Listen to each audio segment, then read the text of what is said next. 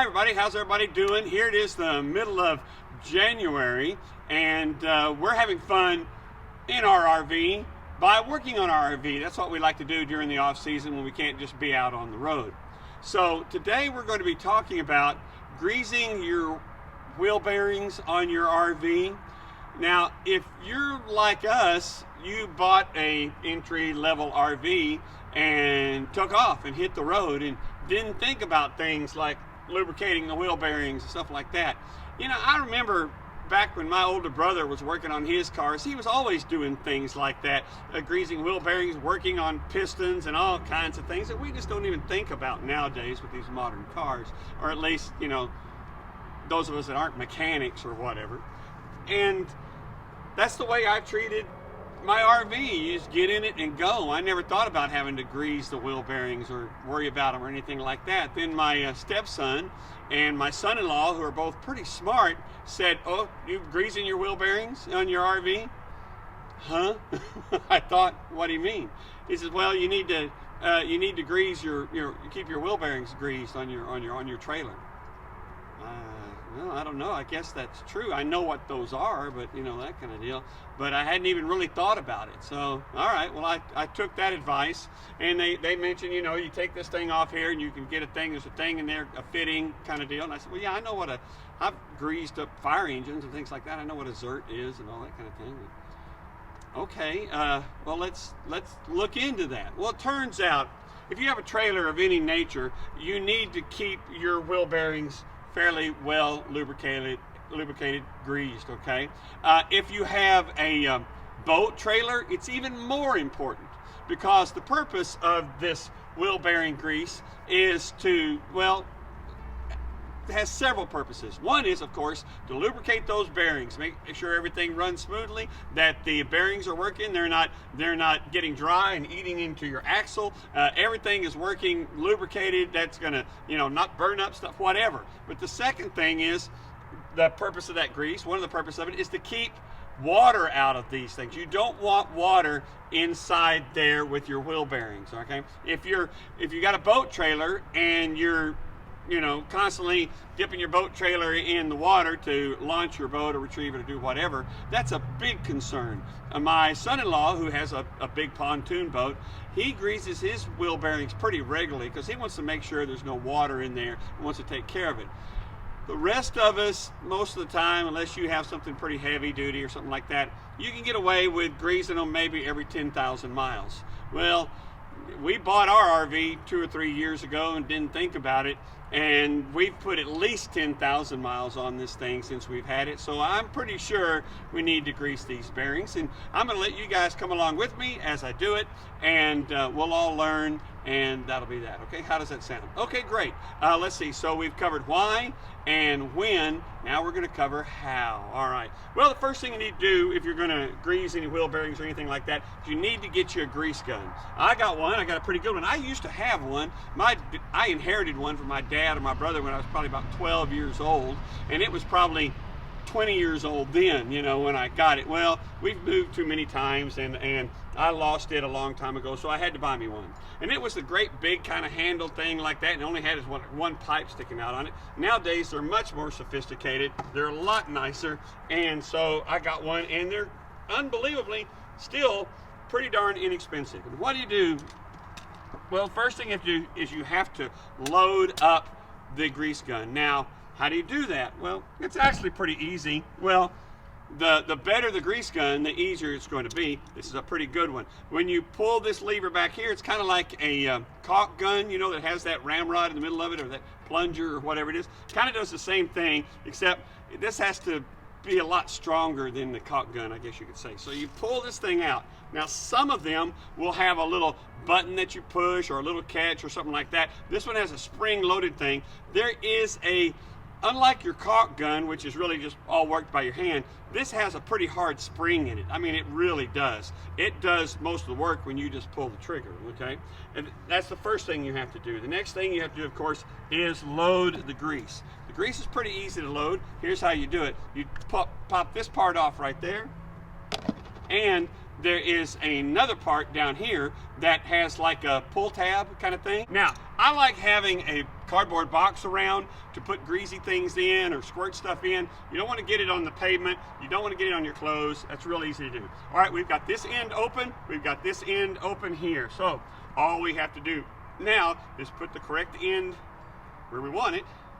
You see, it's got a little lip here, so you don't put the wrong end in. How about that? Isn't that cool? Put this thing down into here.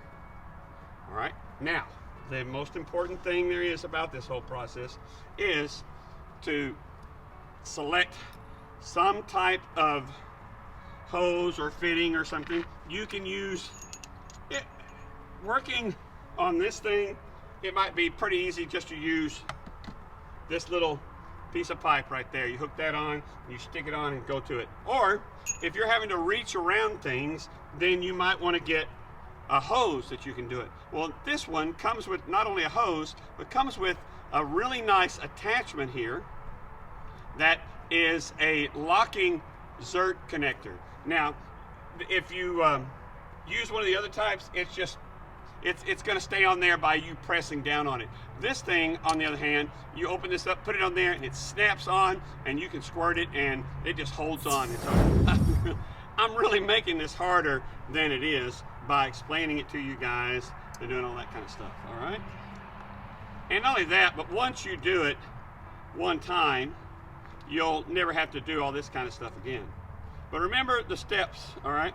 Number one is pull the lids off these things. Number two, make sure your fitting and everything is on. And then you're going to screw your handle on.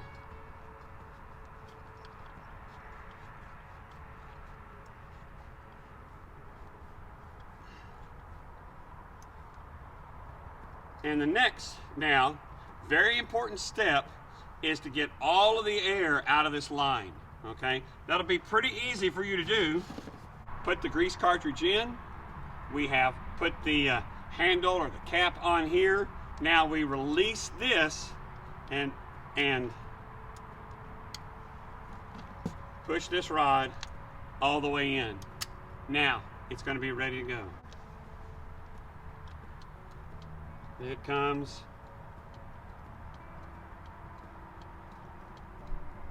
It appears as though we've got all the grease out of there. I have taken the caps on both ends of the grease cartridge. I have put the grease cartridge in here. I have released this plunger and pushed that all the way in. Now I can use the handle and get the air out. Now we're almost done. We need to carefully remove this little rubber washer cap kind of thing that's here. Now, some trailers will have a different type of bearing wheel axle cap on here. It'll be a metal dome kind of thing, and you should be seeing a picture of one right now. All you have to do is take a say a rubber mallet and just tap it and it'll come right off.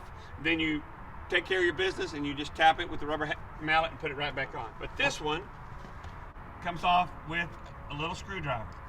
Be very careful doing this. You don't want to damage this thing. And if you do, you can get another one. It's not a problem. But why don't we not? There it is, just like that. Now, that's the cap that's there. All I have to do now is on this particular model is I squeeze these handles here like this, and that retracts a little, I don't know what you want to call it, but a little device that's going to grab onto this Zert. All right, we do this.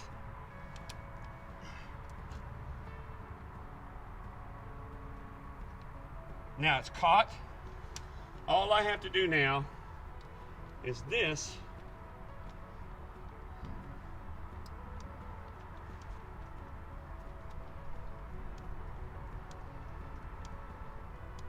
You'll see a little bit of grease kind of oozing out around